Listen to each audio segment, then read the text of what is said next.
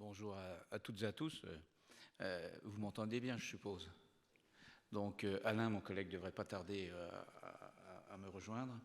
On va peut-être commencer, comme nous n'avons qu'une petite heure, un peu plus d'une petite heure. Et je voudrais faire avec vous un point d'actualité à la fois sur les formations et les évolutions des formations concernant le secteur de l'hôtellerie, restauration du tourisme, et en même temps élargir un petit peu le cadre, et vous faire un point d'information concernant les missions qui ont été conduites au titre de l'inspection générale, et en même temps celles qui sont actuellement dans les tuyaux, qui vont forcément avoir un effet non seulement sur les formations technologiques et professionnelles, mais également, vous l'aurez compris, sur les formations du secteur HR.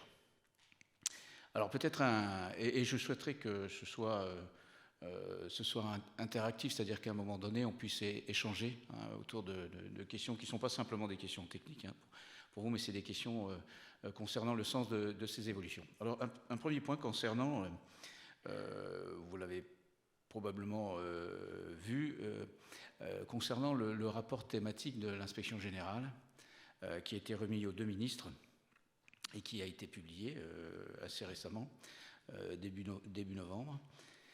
Un rapport dont la thématique doit vous faire prendre conscience que non seulement elle va être au cœur des préoccupations dans les semaines et les mois qui viennent, tout simplement parce que je vous ferai quand même un état des lieux de la situation qui n'est pas forcément très brillante de ce point de vue. Sa thématique, c'est l'orientation de la 4e au master. Concernant l'empan, vous vous doutez bien qu'aucun des rapports jusqu'à présent n'avait traité cette question sous un angle aussi large. Tout simplement, nous l'avons fait avec mes collègues Olivier Rey, Amaury Flégès et Frédéric Wexler, avec l'appui des 60 correspondants académiques de l'IGESR. Donc ça fait à peu près 70 inspecteurs généraux qui ont été mobilisés sur ce rapport thématique. Et je reviendrai sur le statut de ce rapport, puisque ça n'est pas un rapport tout à fait comme les autres. Donc cette question de l'orientation de la 4e au master, tout simplement pour montrer à quel point les principes qui sont à l'œuvre dans les réformes qui sont aujourd'hui conduites, qu'il s'agisse de la réforme du baccalauréat, de la transformation de la voie professionnelle, la loi relative à l'orientation et à la réussite des étudiants, les arrêtés de licence ou encore de la réforme territoriale, toutes vont dans le même sens, c'est-à-dire dans le sens d'une possibilité qui doit être en fait offerte à la construction de parcours beaucoup plus personnalisés, mais qui dit personnalisé dit bien évidemment un peu plus complexe quant à leur mise en œuvre, et quel que soit le secteur. Et je reviendrai également sur les travaux qui sont aujourd'hui conduits concernant les BTS, parce que ça va nous toucher directement, ainsi que ceux qui concernent la première année d'enseignement supérieur. Là encore, de nombreux élèves de la voie professionnelle dans le secteur HR sont concernés par ce que je vais dire. Alors, sur le premier point, et puis évidemment, je vous ferai un point de situation sur les rénovations qui sont aujourd'hui en cours, concernant à la fois le secteur, la thématique des journées François Rabelais, et puis en même temps le secteur de la sommellerie plus spécialement, puisque Philippe est engagé avec Mathieu Simoneau dans la refonte du brevet professionnel et de la mention complémentaire. Alors, un petit point sur la question du rapport thématique.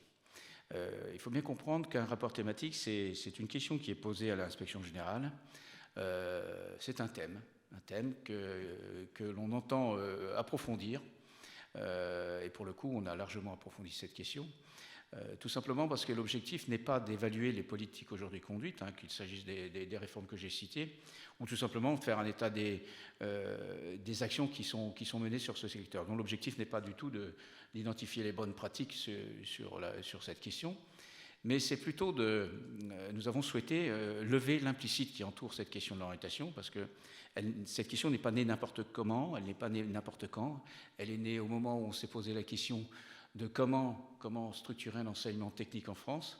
Dans l'atelier dans lequel j'étais hier concernant la façon dont on construit les diplômes en France, j'ai abordé cette question, cette question qui concernait à la fois le contrôle de ces écoles qui devaient délivrer un enseignement, plus exactement une formation à destination des jeunes qui se destinaient à l'industrie et au commerce, cette question du contrôle et la façon dont les décideurs à l'époque pensaient cette formation, et c'était la place bien évidemment de l'enseignement général qui étaient visés, hein, certains estimant que non seulement ce n'était pas utile, mais c'était une perte de temps, voire un danger pour l'économie générale et la cohésion des entreprises, tandis que d'autres y voyaient au contraire, à travers cette mobilisation d'enseignements généraux, la possibilité à travers le travailleur de voir effectivement une autre dimension, celle du citoyen et celle de l'homme et de la femme, bien évidemment, qui est derrière. C'est-à-dire que comment pratiquer, comment permettre sa professionnalité si on n'est pas en mesure de développer un esprit critique par rapport aux pratiques qui sont engagées. Et on voit bien que de ce point de vue, toutes les thématiques qui sont traitées aux entretiens François Rabelais invitent à une réflexion de fond sur la façon dont on pense ces évolutions actuelles. Relèvent-elles de la mode? Sont-elles au contraire des tendances lourdes, et auquel cas il faudrait les intégrer bien évidemment dans la question des certifications.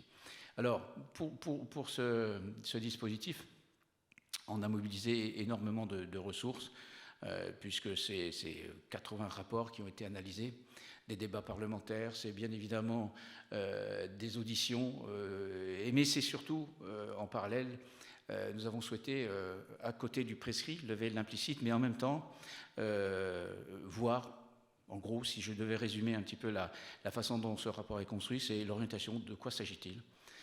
Comment on en est arrivé à la notion de parcours?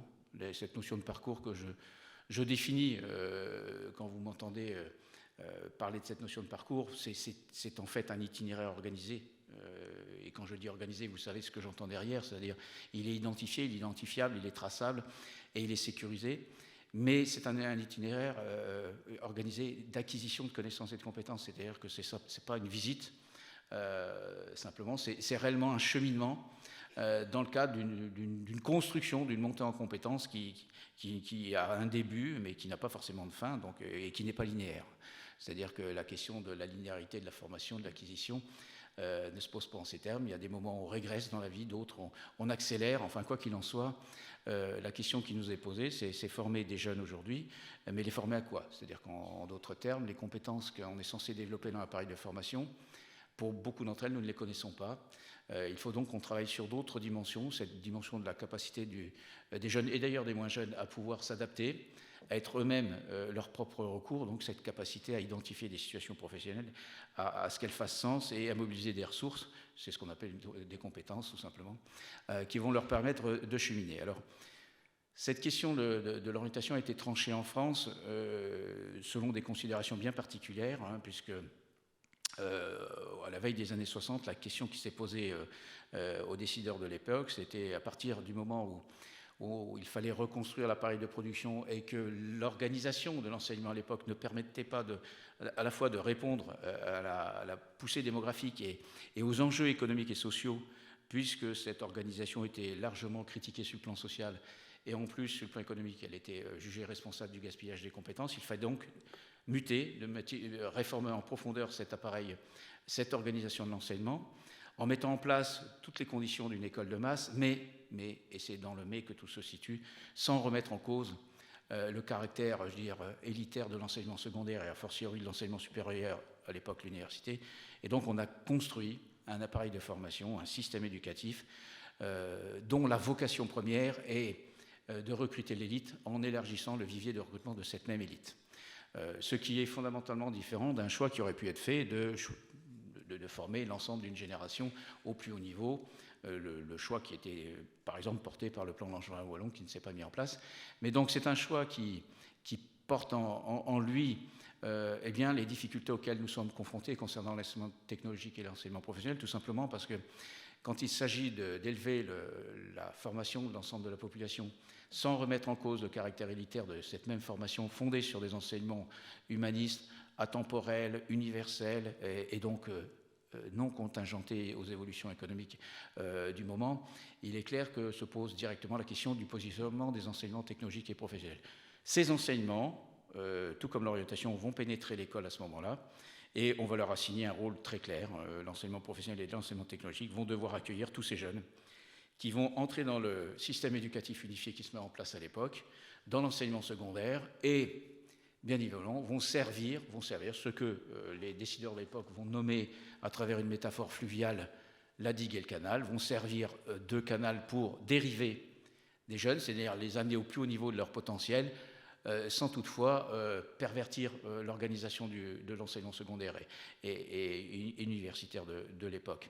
Cette digue et ce canal vont être réactivés dans les années 80 avec le baccalauréat professionnel, vous le savez, puisque les 3 décennies qui vont suivre après 85 vont montrer qu'en fait, dans le cadre de la politique des 80%, l'évolution des effectifs de l'enseignement général ne va pas évoluer. Ceux de l'enseignement technologique vont stagner. En revanche, ceux de l'enseignement professionnel vont exploser. À partir de là, va rapidement se poser la question de l'alignement de cette 3e voie de formation, qui est l'enseignement professionnel. Et au moment où on va aligner, c'est-à-dire en 2009, ces 3 voies de formation, va se poser la question de la double finalité, à la fois de la voie professionnelle et de l'enseignement technologique. Alors, nous avons répondu dans le cadre du rapport Marcon à cette caractéristique de l'enseignement professionnel qui avait évolué à travers le temps, et avec cette possibilité offerte pour un nombre de jeunes de plus en plus conséquent de poursuivre ces études. Néanmoins, on a demandé au ministre qu'il assume la double finalité de l'enseignement professionnel, à la fois insertion professionnelle mais également poursuite d'études. Cette question se pose aujourd'hui dans un contexte très nouveau, puisqu'on interroge tout simplement la finalité de l'enseignement technologique. Si je dis ça, c'est bien évidemment que vous vous doutez bien que dans le rapport, je vous engage toutes et tous à le lire et pas simplement à vous contenter de la synthèse. La synthèse est faite pour les décideurs parce qu'en termes de communication, il faut aller vite. Mais sinon, allez vous plonger dans l'histoire pour comprendre le sens, parce que celles et ceux qui travaillent sur la liaison Bac-3, Bac+3, il faut bien comprendre une chose, c'est que c'est un slogan. Bac-3, Bac+3, ça veut tout simplement dire qu'en fait, la gestion de la transition entre le SCO et le SUP se prépare bien en amont et qu'elle s'accompagne bien en aval. Ça veut simplement dire ça. Ça ne veut pas dire autre chose. Donc Bac-5 et Bac+12, un suivi comme ça n'a pas de sens puisque vous avez d'autres ruptures, d'autres transitions qui sont à gérer. Donc cette perspective, aujourd'hui dans le rapport, nous soulignons les difficultés dans les chapitres qui y sont consacrés, notamment à l'offre de formation, où nous attirons l'attention des décideurs, mais bien évidemment des lecteurs de ce rapport, sur l'extraordinaire diversité et diversification de l'offre de formation en première année d'enseignement supérieur. Ça va faire l'objet d'une mission à laquelle je participe, de l'inspection générale, où il s'agira de regarder la construction, l'organisation de cette première année, d'identifier les modèles qui sont mis en œuvre, et évidemment de faire des préconitions qu'on nous demande assez fortes, tout simplement parce que la réussite des étudiants est une priorité absolue. Et dans ce cadre-là, il s'agit d'identifier les modèles de réussite, mais aussi la façon dont on peut faire évoluer des filières de formation qui fonctionnent de façon assez traditionnelle sur une organisation qui est quasiment celle qui existait lorsque l'appareil de formation accueillait 20% d'une génération à ce niveau. C'est une vraie difficulté pour nous, parce que concernant l'enseignement professionnel, alors c'est valable pour notre secteur d'activité, vous savez que nous représentons à peu près 100 000 élèves, 100 000 jeunes, donc élèves et apprentis dans le secteur HR, mais qu'il y a un décalage patent entre à la fois les jeunes qui sont en formation, mais aussi les jeunes qui sont en emploi. Vous savez que les 2/3 des jeunes, avant Covid, les 2/3 des jeunes qui étaient en emploi à ce moment-là, n'avaient jamais été formés dans une école hôtelière, ce qui pose un problème. Lorsqu'on nous demande de former les jeunes à cette capacité d'intégrer les végétaux dans la cuisine, encore faut-il que dans l'entreprise et dans le restaurant, on emploie ce type de jeunes formés à ces formations. Si le constat qui est fait, c'est que les jeunes s'insèrent dans ce secteur mais n'y restent pas, on a un problème. Or, il ne vous a pas échappé que la crise sanitaire a eu des effets assez simples sur non seulement la motivation, mais la façon dont les jeunes se positionnent sur ce registre. J'observe à l'échelle nationale une baisse des effectifs quasiment dans toutes les formations.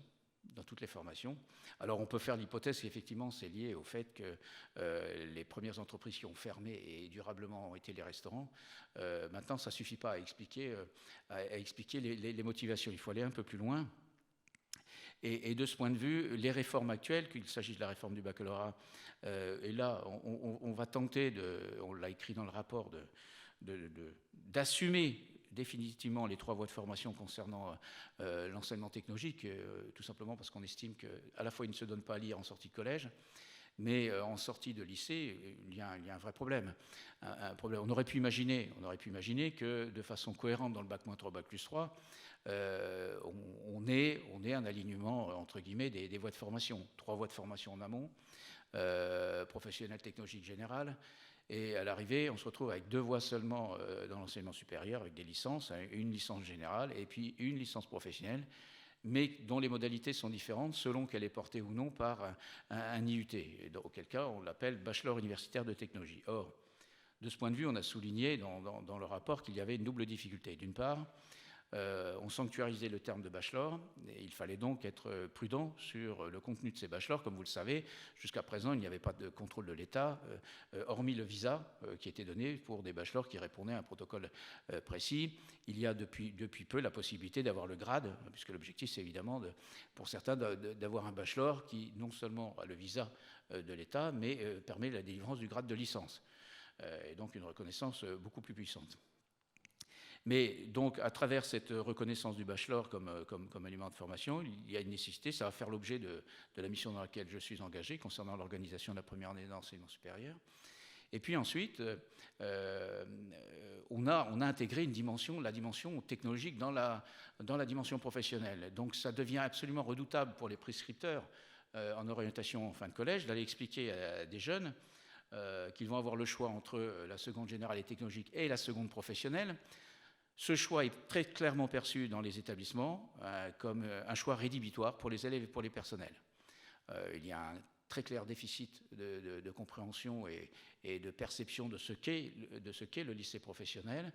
Et les élèves, tout comme les personnels, perçoivent dans le choix d'une orientation vers le lycée professionnel, la dérivation du lycée, un choix rédhibitoire, et c'est la raison pour laquelle, dans le cadre de la réforme de la transformation de la voie professionnelle, il faut impérativement que la question des familles de métiers, des secondes familles de métiers, c'est-à-dire ces secondes qui permettent de rendre progressif ce choix en matière d'orientation tout en conservant un processus de formation, parce que c'est l'objet.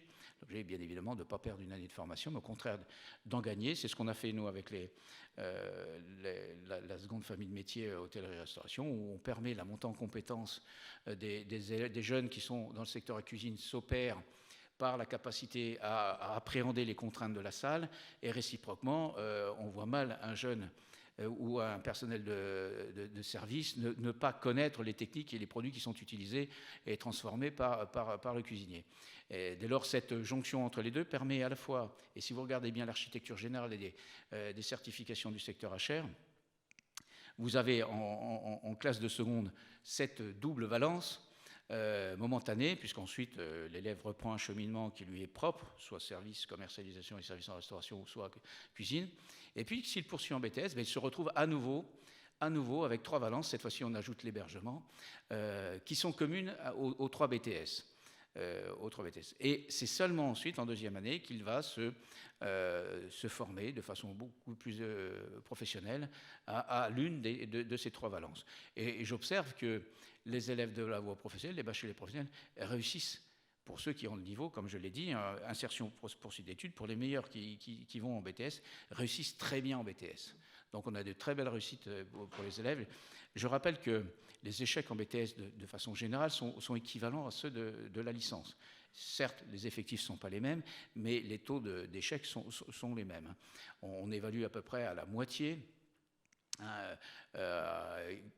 en gros, à 42-43%, les étudiants qui réussissent en 2 ans leur BTS. Vous doutez bien que toute la difficulté pour nous en matière d'orientation, et on l'écrit dans le rapport, c'est de rendre effectifs les modules de poursuite d'études et les modules d'insertion. Les deux marchent ensemble. Pourquoi je dis les deux marchent ensemble? Parce que si vous travaillez un seul des modules, on a un problème. J'ai dit tout à l'heure que le parcours doit être réversible. C'est-à-dire comment expliquer la réversibilité à partir du moment où on n'a travaillé qu'un seul module. Certes, ça peut être le module d'insertion, mais si l'élève veut candidater sur Parcoursup et poursuivre ses études, il peut le faire. Donc il y a à la fois une alchimie un petit peu compliquée, c'est-à-dire ces 2 modules doivent pour partie être communs, mais ils ont leur propre dynamique. C'est-à-dire ils ne se confondent pas. C'est une vraie alchimie.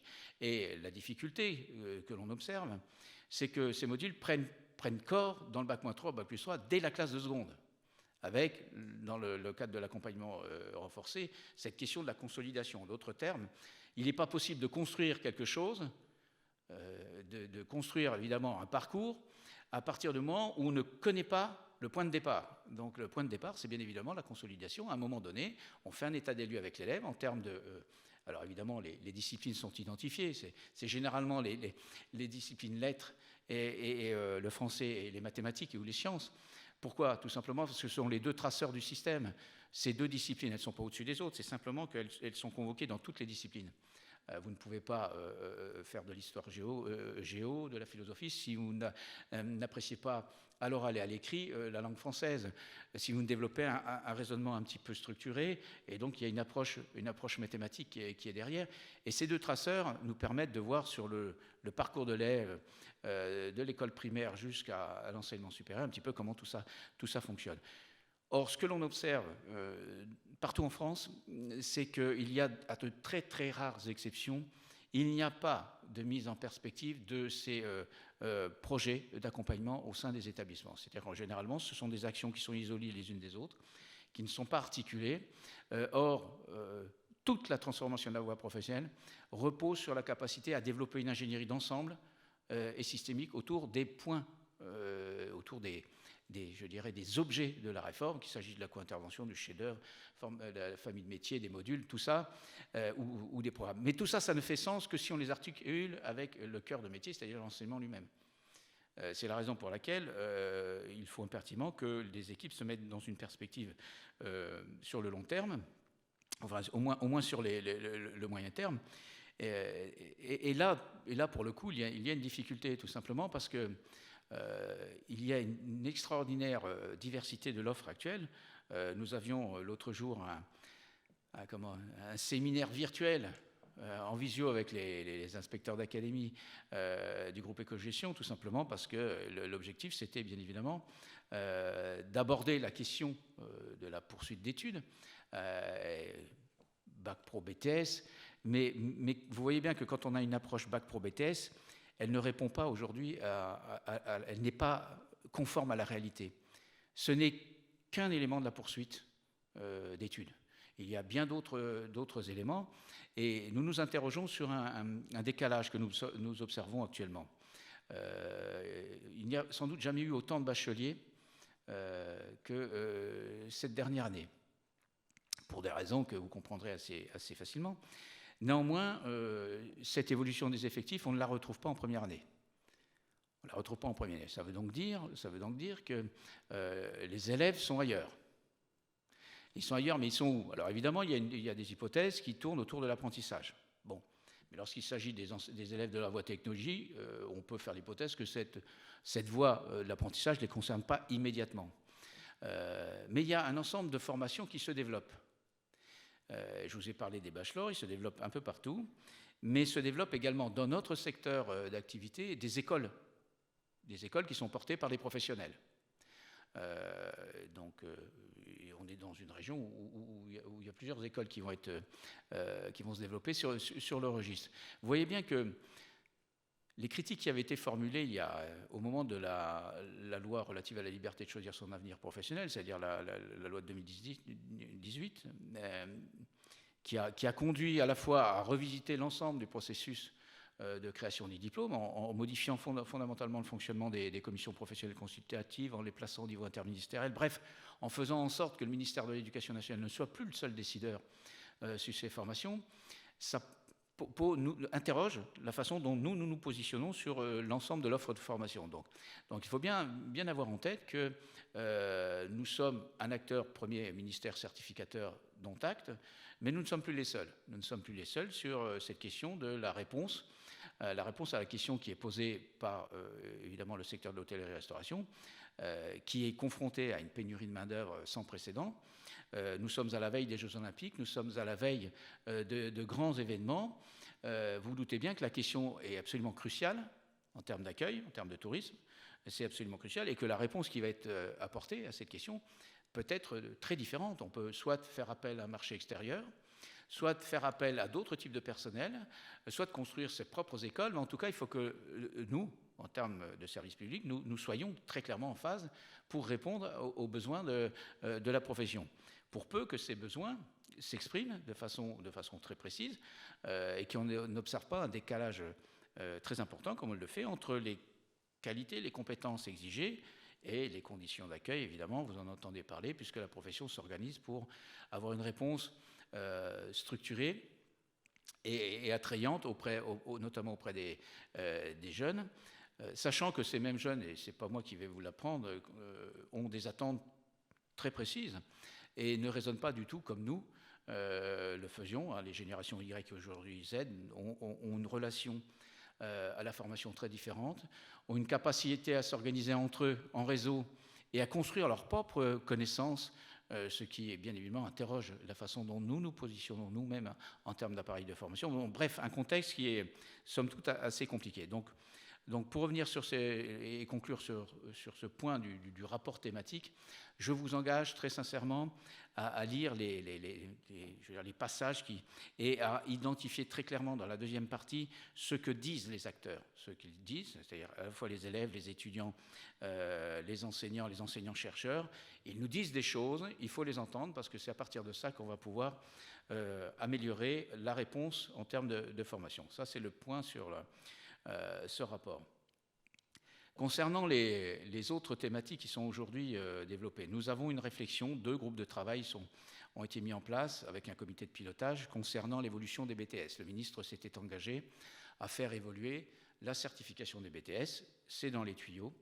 Et vous doutez bien que je ne peux pas communiquer aujourd'hui devant vous tant que tout ceci n'aura pas été présenté. Donc les 2 groupes de travail ont travaillé, c'est bien. Les relevés de conclusion de ces 2 groupes vont être présentés aux organisations syndicales et professionnelles de telle sorte à ce que la suite sera donnée. Donc c'est pas à moi, il ne m'appartient pas à moi de délivrer le contenu. Je dirais simplement une chose sur l'un des groupes, puisque je suis dans le groupe entrée en formation. Il y a une question qui touche la mise à niveau dans notre secteur. Je vais être très clair. Il n'y a pas de suppression de la mise à niveau. D'accord ? Je suis très clair là-dessus. En revanche, le constat que nous faisons est le constat identique avant la réforme des BTS MHR et puis de STHR. Un tiers des élèves qui sont en MAN ne rejoignent pas les BTS. Je rappelle qu'une MAN, c'est ni qualifiant ni diplômant. C'est une année de plus pour l'élève, mais une année de perdu. Alors bien évidemment, vous allez me dire, il n'y a pas de problème d'insertion, mais ce n'est pas le but de la manœuvre. De tenir au chaud des élèves qui viennent, quand ils sont en MAN, qui viennent de formations qui ne sont pas forcément dédiées à l'hôtellerie-restauration, parce que par définition la MAN s'adresse à eux, mais qui en plus ne peuvent pas atteindre un BTS. Alors il y a ceux qui ne réussissent pas en MAN, dont TAC, il y a ceux qui la quittent, mais il y a ceux qui ont de très bons résultats et qui sont tenus de candidater une 2e fois sur Parcoursup. Donc candidater une première fois, une 2e fois, sans garantie de pouvoir, y compris en fonction de son niveau. Vous savez les taux de pression qui existent sur les MAN et ensuite sur les BTS, qui sont des taux de pression très forts. Donc le jeune qui sort d'une MAN n'est pas du tout forcément prioritaire dans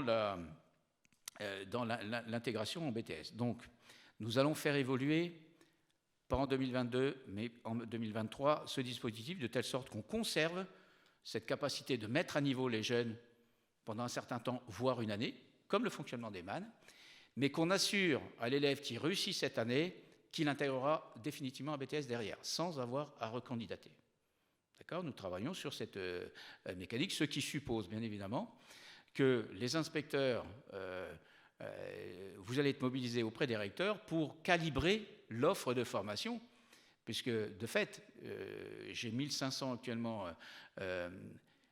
étudiants en MAN, j'en ai 1000 qui intègrent les BTS. Si demain j'en ai 1500 et que les 1500 doivent intégrer les BTS, il faut bien que je calibre une offre qui permette de les accueillir. Donc il va y avoir une réflexion qui sera engagée dans les mois prochains, sachant qu'il va y avoir d'abord des concertations au préalable avant, et ensuite un travail qui sera fait, et vous serez mobilisés, les inspecteurs, pour voir quel est le calibrage, où on implante ces formations, de telle sorte à ce que lorsque l'élève candidate sur ces dispositifs, un peu comme le dispositif WICI de la licence, lorsque vous avez le dispositif WICI, vous allez ensuite en licence.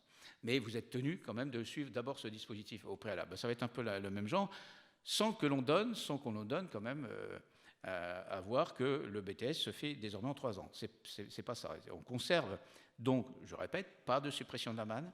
On conserve, mais on fait évoluer la manne de telle sorte à ce qu'on permette aux élèves qui y rentrent d'intégrer un BTS derrière, sans avoir à recandidater une deuxième fois sur Parcoursup. Donc c'est la petite information que je voulais vous donner. Je ne vous donnerai pas les autres, hein, puisque, comme je l'ai dit, elles font l'objet d'une réflexion enfin d'une présentation auprès des organisations syndicales et professionnelles. Troisième... oui.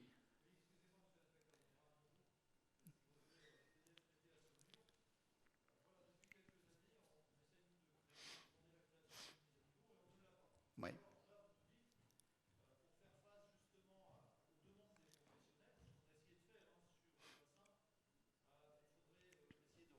Ou alors créer d'autres choses, notamment pourquoi pas créer justement une mise à niveau pour intégrer directement ces élèves dans nos BTS, dans nos 3 options.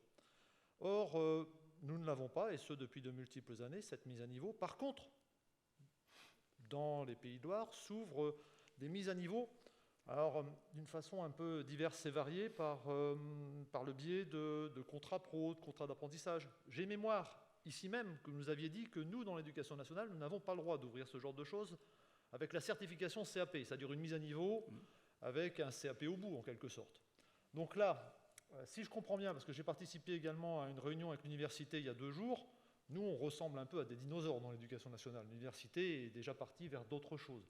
Donc si on veut faire évoluer l'offre de formation pour répondre aux besoins des professionnels, comment se fait-il que dans nos bassins, petits, moyens, on n'arrive pas à ouvrir ce genre de mise à niveau en fait, qui permettrait à des élèves de bacs généraux de nous rejoindre assez rapidement pour gérer en fait cette pénurie de jeunes dans nos métiers en hôtellerie-restauration, quoi. Alors, 2 remarques. D'abord, je n'ai pas l'impression d'être un dinosaure. Non, mais le premier, vous savez, il faut se méfier. Le premier ministère certificateur, le Stempel, c'est nous qui le donnons. D'accord ? Donc, j'ai parfaitement conscience, et je l'ai dénoncé en son temps, que certains utilisent les CAP, donc une formation connexe, précisément connexe, pour faire une première année, entre guillemets, puis je veux dire, quand on était à Paris, je l'avais bien souligné, que certains utilisaient, par ce détour au CAP, créer une sorte de SAS pour ensuite intégrer les BTS. Ça, je veux dire, on ne peut pas forcément être derrière chaque établissement, mais en ce qui concerne le service public, il y a une réglementation. C'est-à-dire que la question de la carte des formations, elle est travaillée à l'échelle régionale, avec des acteurs qui sont identifiés. On ne fait pas tout et n'importe quoi. Alors évidemment, au niveau des établissements, on mobilise, on a un savoir-faire, on mobilise, on fait preuve d'originalité. Et la réflexion, et si vous n'avez pas la manne, ce n'est pas à moi de juger pourquoi vous n'avez pas de manne, mais je subodore quand même qu'il y ait une réflexion à l'échelle régionale pour estimer des endroits les plus appropriés pour implanter ces mannes. Ce qui va se passer, c'est que dans le cadre de cette réflexion autour de la manne, il va y avoir une réflexion plus large sur l'offre de formation de BTS. C'est cette réflexion qui va être engagée. C'est la raison pour laquelle je ne préjuge pas de ce qui sortira dans chacune des académies. Les stratégies académiques et régionales relèvent de ces niveaux. C'est dans ce cadre-là que vous allez faire état qu'il y aura une réflexion concernant votre établissement. Maintenant, il faut se méfier. Lorsque j'ai réformé STHR, j'avais bien insisté sur le fait, par exemple, sur les semaines de stage, puisque certains m'ont critiqué en disant voilà, il a divisé par 2 le nombre de semaines de stage, c'est pas assez. Et puis d'autres ont critiqué le fait que j'ai maintenu, contre toute attente, des semaines de stage, parce que dans la voie technologique, c'est la seule série en France dans laquelle il y a des stages. Donc vous voyez, dans les 2 cas, je fais plaisir à personne. Mais dans un cas, je maintiens les stages tout simplement parce que j'estime que c'est consubstantiel d'une formation technologique. C'est ma vision de l'enseignement technologique qui est avec un ancrage sur le réel. C'est ce qui la différencie mais on n'est pas sur la production, ce qui la différencie de l'enseignement professionnel. À partir du moment où on développe cette volonté, j'ai bien été obligé de constater que certains établissements travaillaient toute l'année, les stages, ils les faisaient en été non-stop, et ensuite ils étaient en vacances en septembre, c'est-à-dire hors des clous complets. Hors des clous complets. Donc, si on s'attache à ce que font certains établissements, effectivement, ils sont limite, borderline. Maintenant, ce vers quoi on va, et je l'ai dit hier, nous cherchons des moyens d'être agiles, en ce sens que lorsque nous écrivons des diplômes aujourd'hui, on ne revisite pas l'intégralité du diplôme. Par exemple, nous travaillons sur la cuisine végétale. La stratégie que j'ai choisie, c'est d'aller vite. C'est Jérôme qui conduit, qui est chef de projet sur le sujet, de créer un guide pédagogique de façon à ce que tous, en France, on puisse s'inspirer de ce guide pédagogique. Et chaque fois qu'il y aura une réforme, une rénovation, c'est l'intégralité de ce guide qui intégrera le référentiel. En d'autres termes, c'est une démarche en deux temps. Un premier temps, on va vite. Deuxième temps, il est un peu plus lent, tout simplement, parce qu'il faut revoir la certification. Et cette certification, elle se fait dans un cadre contraint. Donc c'est toute la difficulté d'avoir une réponse en temps et en heure, tout en garantissant par l'État le contenu de ces diplômes. Donc c'est pas aussi simple que cela, mais j'ai bien conscience, par rapport à ce que vous avez dit, de cette question des demandes. Certaines académies actuellement ont inversé la démarche, c'est-à-dire qu'ils ne partent plus de la demande des établissements, mais des besoins régionaux. Et c'est à partir des besoins régionaux qu'on identifie les établissements. Donc on est dans une autre démarche. Donc en tout cas, ça ne relève pas du niveau national, ça relève bien évidemment du niveau académique et régional. Mais je vais aller un peu plus loin sur le sujet. Nous avons en matière d'enseignement professionnel et d'enseignement technologique une redoutable équation. Vous savez que dans le cadre de la transformation de la voie professionnelle, le baccalauréat gestion-administration fait l'objet d'une réduction assez drastique de ses effectifs. D'accord ? Ce que l'on a observé au cours des années qui ont suivi, c'est qu'en fait, il y a eu un transfert de ces effectifs sur d'autres formations type commerce-vente. Okay. Or, ce n'est pas le but de la manœuvre. Mais nous avons une deuxième problématique. Et les académies sont actuellement en train de prendre en compte cette stratégie en matière d'offre de formation. Ça nous concerne, nous, dans le secteur de l'hôtellerie-restauration, bien évidemment. Nous avons, de l'autre côté, dans l'enseignement technologique, à la faveur de la réforme du baccalauréat, nous observons une baisse des effectifs en STI2D, en STL, et nous avons une augmentation, à certains endroits un maintien, mais une augmentation globalement en STMG. Or, la décision a été prise de contenir les effectifs en STMG. Mais il va falloir donc, dans les deux côtés, contenir des effectifs STMG sans gonfler les effectifs de la voie pro, qui pourrait se traduire par une augmentation de GA, commerce, accueil, qu'il faut contenir. Donc vous voyez bien que tout ceci, et c'est la raison pour laquelle j'ai commencé par le rapport thématique, tout simplement parce que vous avez un certain nombre de questions que vous allez devoir prendre en charge dans vos académies respectives. Ce sont des incidences majeures qui vont nécessairement avoir un impact sur la réflexion que vous allez avoir sur la carte des formations. Vous savez que la carte des formations, l'une des difficultés, c'est qu'elle évolue très peu. On évalue à peu près à 1 à 2% l'évolution d'une carte des formations chaque année. C'est très peu. Mais pour pouvoir évoluer, vous vous doutez bien que la seconde famille de métiers nécessite, dans certains cas, quand même des réajustements en matière d'offres de formation. Là aussi, le protocole est un peu compliqué. Donc, toute cette réflexion sur les parcours des élèves se fait dans un contexte à la fois évolutif, c'est-à-dire une offre alternative d'établissements privés, d'établissements dans notre secteur qui sont portés par des chefs médiatiques et donc qui ont un impact en termes sur les jeunes qui souhaitent rejoindre ce secteur, mais également sur la façon dont nous délivrons nos diplômes, dont nous les colorons. Il y a des expérimentations ici ou là qui vont dans le bon sens, c'est-à-dire on colore, on atteste dans certaines académies le fait que ce diplôme, il a ceci de particulier et le recteur atteste. Donc on va dans le bon sens, c'est-à-dire. Maintenant, vous doutez bien qu'il faut que l'on cadre tout simplement parce que c'est l'État qui garantit le contenu de ces formations. Donc je finis avec l'actualité concernant les diplômes de notre secteur. Vous savez qu'au terme de la loi de 2018, nous sommes tenus de revisiter tous les diplômes tous les 5 ans. Ça fait 600 diplômes pour l'éducation nationale au passage. Donc vous doutez bien que c'est un travail titanesque. Néanmoins, j'ai présenté une dizaine de diplômes il n'y a pas longtemps. Tous ne vont pas bouger. Il y en a certains, on les présente, et s'il n'y a pas de demande, s'il n'y a pas de nécessité de les faire évoluer, ils repartent pour un tour de bicyclette. En revanche, 2 ont été mis sur la table. C'est évidemment ceux du secteur de la sommellerie, le brevet professionnel.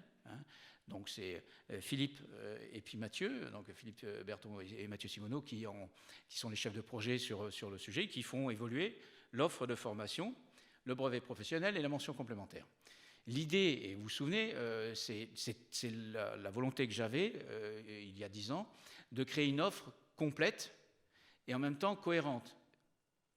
Donc on a réformé les 3 années de l'enseignement technologique, les 3 BTS, les 2 brevets professionnels emblématiques, cuisine et art de la table, les CAP, on s'attaque aux mentions complémentaires et il est clair qu'on va poursuivre derrière. Alors, pourquoi ces 2 mentions complémentaires seulement ?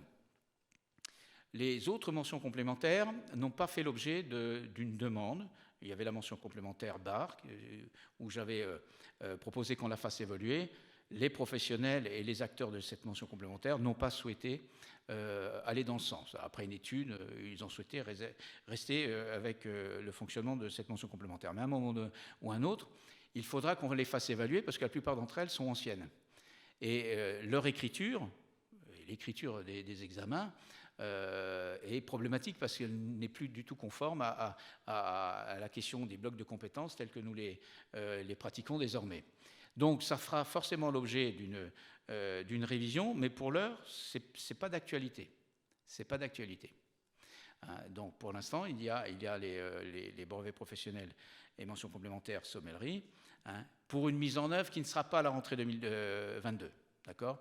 Les équipes ont un peu de temps pour travailler, de sorte que ce sera probablement et quasi sûrement 2023. Pourquoi ? Parce qu'une mention complémentaire qu'on met au niveau 4, elle va venir incrémenter Parcoursup.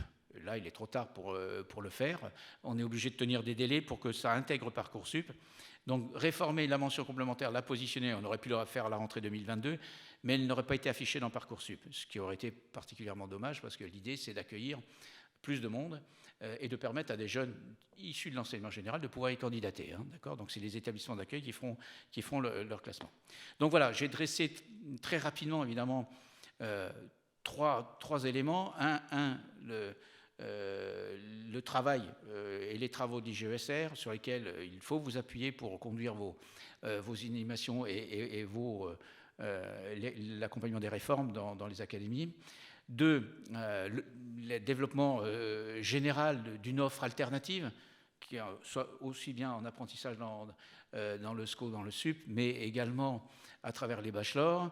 Et puis, évidemment, un point d'actualité concernant notre secteur d'activité. Donc, et les réformes vont se poursuivre, et je vais laisser la parole à Alain, qui va vous parler des concours, de l'évolution des concours, des maquettes de concours. Est-ce qu'il y a quelques questions ? Encore, avez-vous des questions ? Tout vous paraît clair ? Bon, ben là.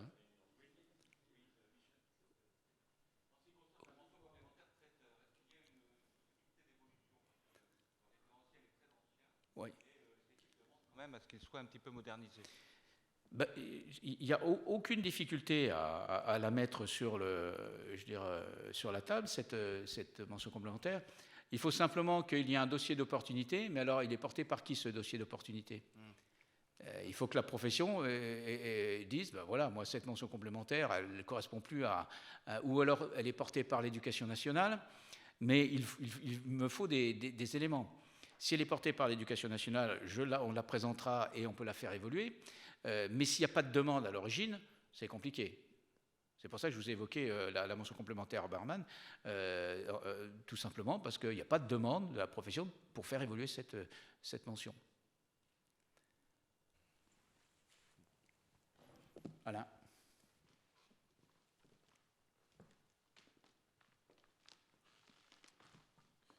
Oui, bonjour à tous et à tous. Je rebondis juste une seconde sur les MAN pour bien souligner que les MAN sont un dispositif dérogatoire depuis l'origine. Donc c'est une forme de passerelle. Et c'est d'autant plus dérogatoire en ce qui concerne le secteur hôtelier, c'est que c'est maintenant le seul secteur où subsiste la mise à niveau.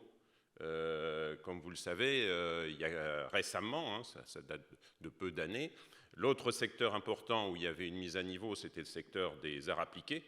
Et la MANA a disparu avec la transformation des premières années d'études supérieures dans le domaine. Donc, c'est une passerelle qui subsiste, mais ça n'a pas vocation, ça n'a jamais vocation à être un viaduc. Je voudrais vous entretenir quelques instants sur l'évolution des concours à partir donc, de la session 2022, là, dans la prochaine session, avec la transformation profonde qui intervient à peu près 10 ans après la dernière rénovation, donc au début des années 2010, qui suivait la décision du président de la République Nicolas Sarkozy en 2008-2009 de recruter les enseignants d'une façon générale au niveau master. Mais ça s'était traduit à l'époque par la mise en norme de nouvelles maquettes, ça a été un changement important, mais avec un recrutement, je dirais d'un point de vue fondamental, il y a un ensemble d'exceptions, mais un recrutement au niveau Master 1. Cette décision de recruter au niveau Master 1 trouvait son origine dans le basculement dans le système licence, master, doctorat de l'université française au début des années 2000, vers 2003, 2004, 2005. C'est un processus qui s'est étalé sur plusieurs années. Mais comme ça succédait à un dispositif où, en France, on avait un système, le DUG en 2 ans, la maîtrise en 4 ans et les DEA ou les DESS en 5e année, pour ne pas trop perturber l'existence des DESS et des DEA, à l'époque de la transformation en master, le niveau de sélection s'opérait après le master 1 pour conserver le même niveau que le recrutement après la maîtrise vers les DEA et les DESS. Et il a fallu un temps assez long, puisque en fait l'université n'a basculé vers la sélection à l'entrée de master, donc juste après la licence, au début du M1, que depuis quelques années, d'une façon générale. Donc, cette évolution dans les modalités de fonctionnement de l'université a amené à modifier les concours de recrutement et donc d'opérer d'une façon générale le concours de recrutement des enseignants. Et quand je dis des enseignants, ça vaut pour les enseignants du premier degré, les professeurs des écoles, ça vaut pour les CAPLP, ça vaut pour les CAPET. Je fais remarquer au passage que l'agrégation reste de côté. Ceci étant, il y a une mission cette année d'inspection générale sur la place, le statut de l'agrégé.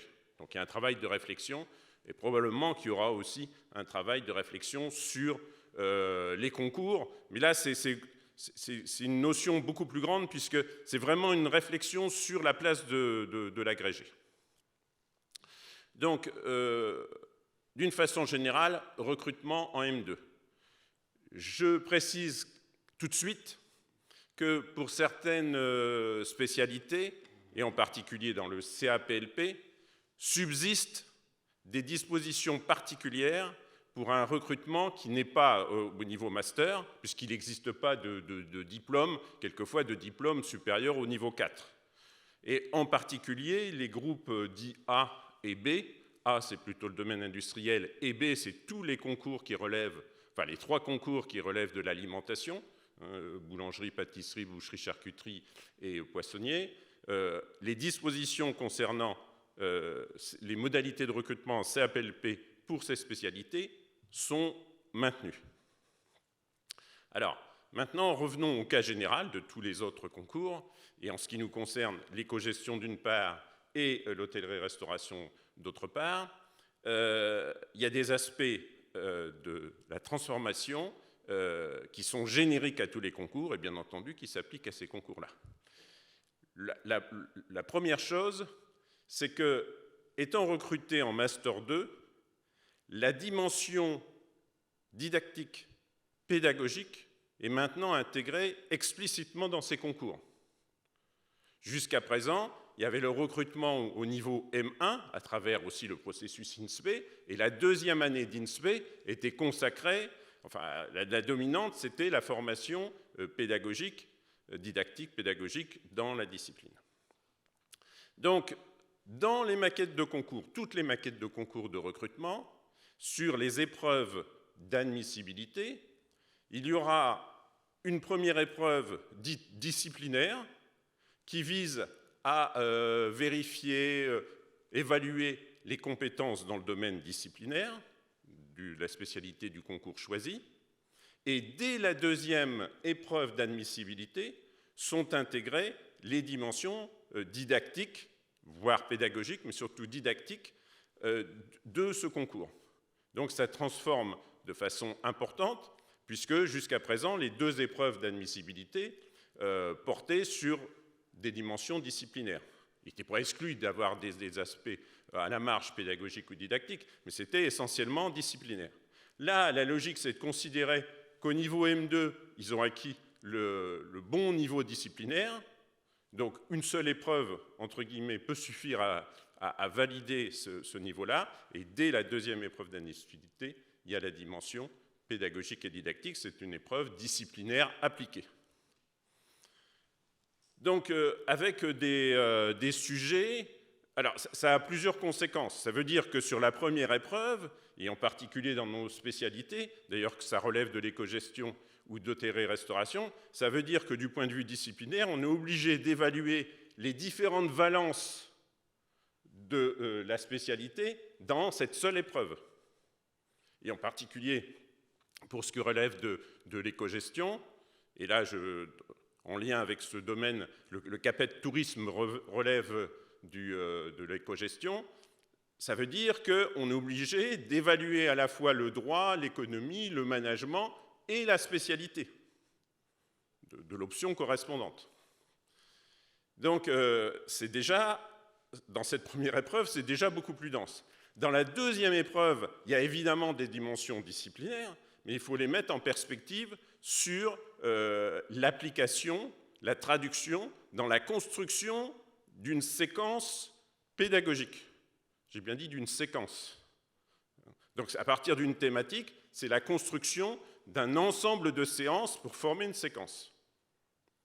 Donc ce n'est pas très facile à construire les sujets, ce n'est pas facile non plus à y répondre, sachant qu'il y a une contrainte qui a été imposée dès le départ, c'était la volonté du DGRH de l'époque qui est devenu DGESCO maintenant, c'était de fournir aux candidats un dossier thématique assez important pour tester les aptitudes du candidat à une fonction d'enseignant sur sa capacité à exploiter de l'information en lien avec son activité, à la fois d'ordre scientifique et d'ordre didactique, voire pédagogique.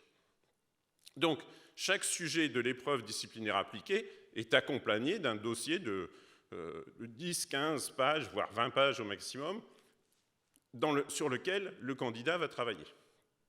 Donc ça, c'est la première chose, c'est sur l'admissibilité.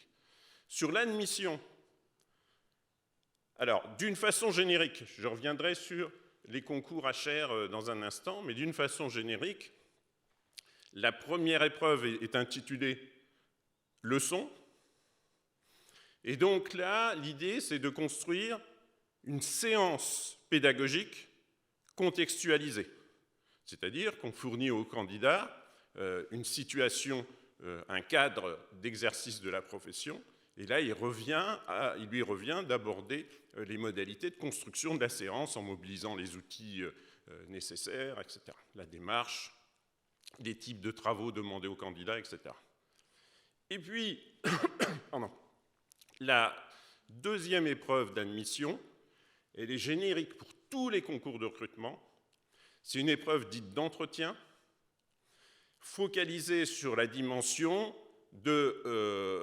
d'appréciation de la motivation et de la perception du candidat sur son intégration dans le système éducatif. Donc, sa connaissance du mode de fonctionnement du système éducatif, mais aussi ses capacités de réaction par rapport à des situations d'enseignement ou, de façon plus générale, d'éducation ou d'activité au sein d'un établissement de formation. Donc ça, c'est assez nouveau. Ça a été aussi voulu par la DGRH, quand ils ont lancé la rénovation des maquettes. Et le cadrage de cette épreuve est transdisciplinaire, et je dirais transniveau. Enfin, ça concerne à la fois les professeurs des écoles, les professeurs de lycée professionnels et les professeurs de lycée. Voilà. D'ailleurs, dans les jurys pour cette deuxième épreuve d'admission, il pourrait y avoir des membres de l'administration, des représentants de l'administration du système éducatif. Voilà, c'est une innovation assez majeure, en soulignant un point important, c'est que la première épreuve d'admission, dite épreuve de leçon, va peser extrêmement lourd, puisque le coefficient est 5, sachant que sur les épreuves d'admissibilité, le coefficient est de 2 pour chacune, et que pour l'épreuve d'entretien, le coefficient est 3. Donc en fait, maintenant, les épreuves d'admission vont compter pour les 2/3 dans le classement des candidats à la fin. Juste un mot pour terminer sur... alors évidemment, l'économie-gestion, le CAPET tourisme, qui est une des 5 options du CAPET éco-gestion, est sur la même logique. En ce qui concerne l'hôtellerie-restauration, qu'il s'agisse du CAPET ou qu'il s'agisse des CAPLP, les options n'ayant pas changé, ni dans l'un ni dans l'autre, la spécificité d'une épreuve pratique a été, j'allais dire heureusement, maintenue. C'est-à-dire que dans les formes, sur cette première épreuve d'admission, on reste globalement sur les dispositions actuelles. Je ne vais pas rentrer dans les détails, mais il n'y a pas de changement par rapport à la première épreuve d'admission, enfin l'épreuve dite de mise en situation professionnelle actuelle. En revanche, comme tous les autres concours, il va y avoir un impact de la réforme sur la deuxième épreuve d'admission, sur l'entretien. Je fais remarquer que pour l'entretien, il n'y aura plus d'épreuve sur dossier. Donc là, jusqu'à présent, cette deuxième épreuve d'admission était fondée sur un dossier apporté par le candidat, enfin envoyé par le candidat quelques jours avant l'épreuve, à partir duquel le jury sortait un sujet d'interrogation. Là, il n'y a plus de dossier. Il y aura seulement, si je puis dire, une fiche individuelle de présentation qui est normée au niveau national, qui est valable pour tous les concours, sur lequel le candidat va faire figurer un certain nombre de points, mais relativement limités, de son CV, sur lequel l'entretien le jury pourra lancer des éléments lors de l'entretien. Je dois préciser aussi que sur cette deuxième épreuve d'admission, il y aura aussi des mini-situations proposées par le jury de mise en situation professionnelle, mais éducative, qui n'ont rien à voir avec le champ disciplinaire, en tout cas directement, et sur lequel le candidat devra être amené à se positionner. Je fais remarquer aussi, j'en reviens à la spécialité HR, c'est qu'il ne peut plus y avoir d'épreuves communes sur l'admissibilité. Actuellement, la première épreuve d'admissibilité des CAPLP-HR est identique pour les deux options, qu'il s'agisse d'organisation production culinaire ou qu'il s'agisse de services et commercialisation. Là, maintenant, elles sont de fait distinctes.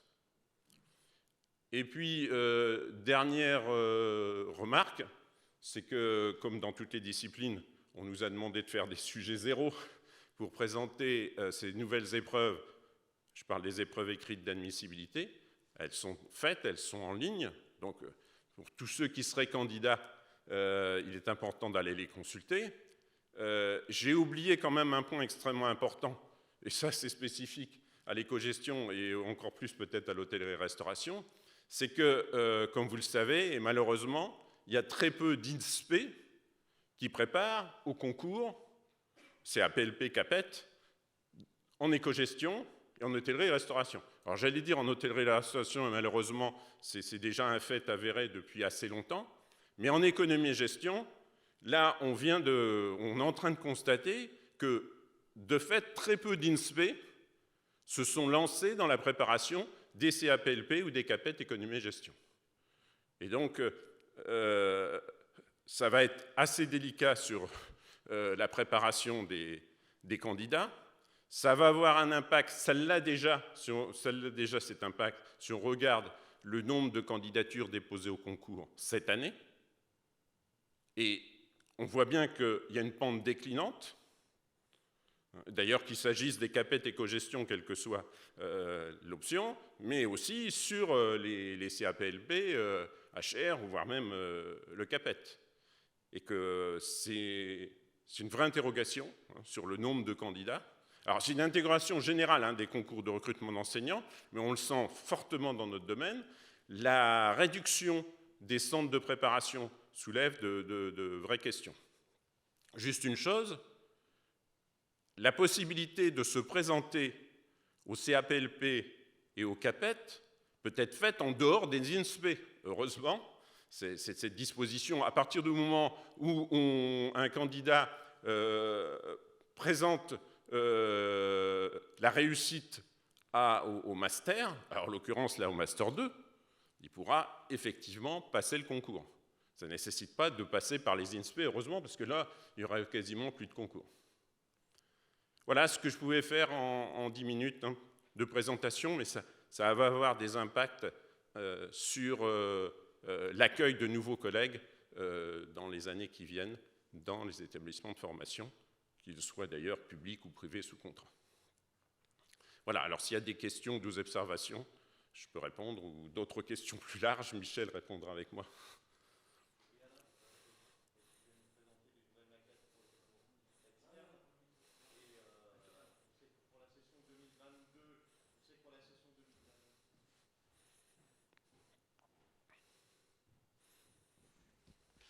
Merci. Donc oui, tu nous as présenté les maquettes pour les concours dits externes. Nous savons que pour la session 2022, donc il n'y a pas de changement sur les maquettes des concours internes. Oui. Y a-t-il une réflexion à plus ou moins court terme ou long terme ou moyen terme sur une évolution des maquettes pour les concours internes? Pas à ma connaissance. Michel, tu as peut-être des éléments d'information, puisque tu suis plus l'interne que moi.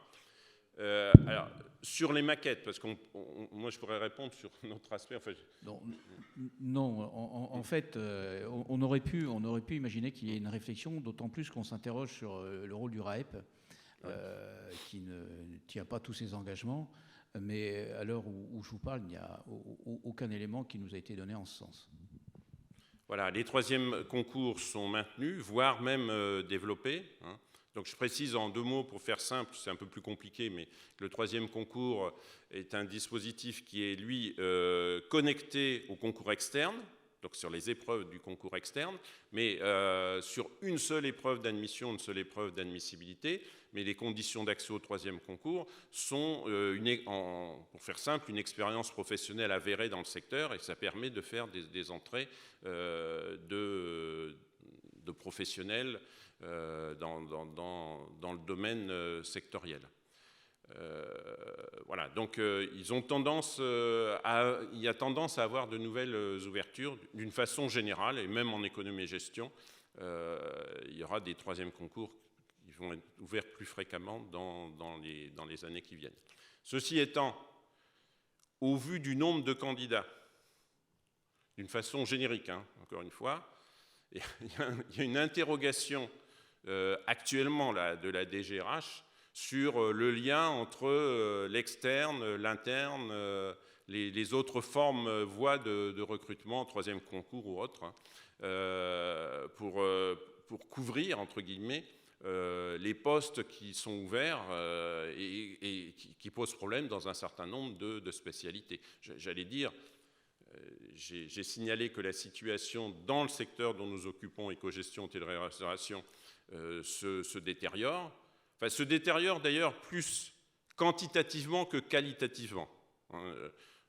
on partage quand même globalement l'opinion que jusqu'à présent, on arrive à intégrer dans le système des candidats de niveau correct. Dans les secteurs tant éco-gestion que hôtellerie-restauration, pour l'instant, on n'a pas trop d'état d'âme sur le niveau des admis. Et en particulier en CAPLP, organisation, production culinaire, c'est moins vrai en services et commercialisation, où d'ailleurs il y a plus de candidats et il y a moins de postes. Donc là, il y a encore un taux de sélectivité très fort. En OPC, les 2 dernières années, on est arrivé à pratiquement couvrir, l'année dernière, pratiquement cette année, on est arrivé à couvrir le nombre de postes offerts. Mais après, derrière le dernier admis, ça plonge très vite. D'où des interrogations pour le futur.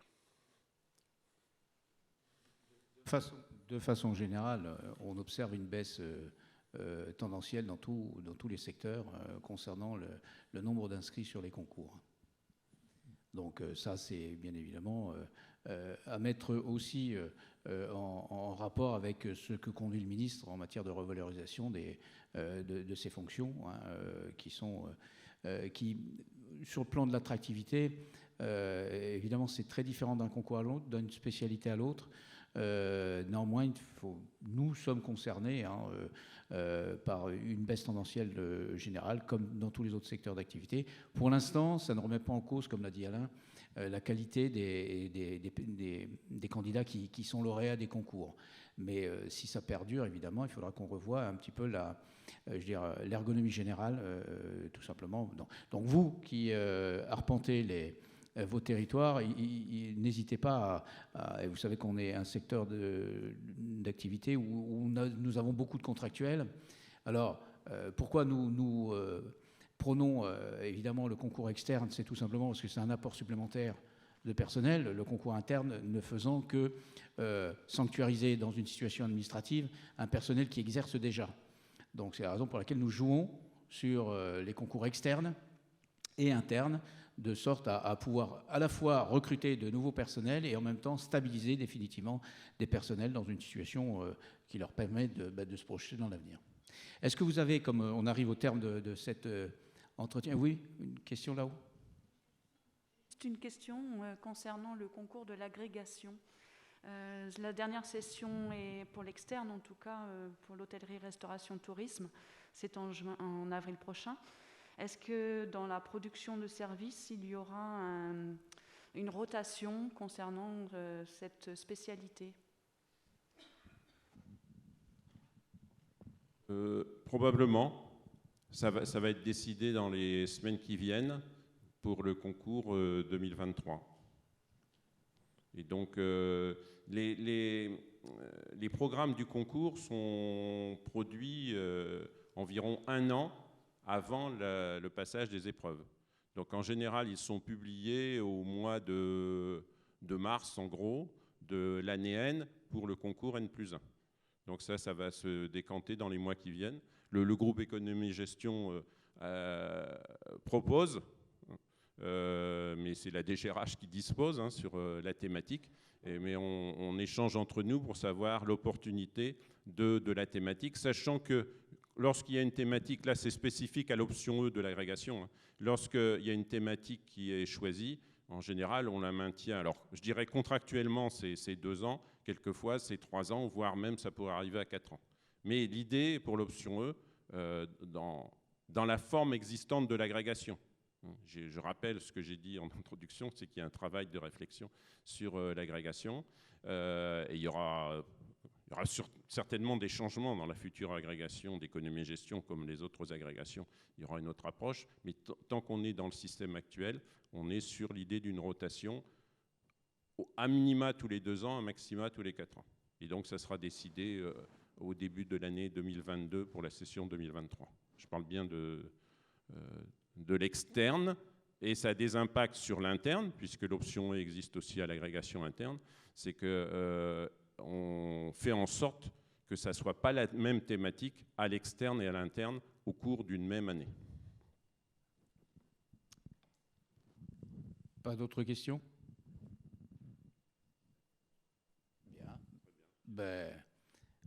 9h15, donc excellente journée à vous toutes.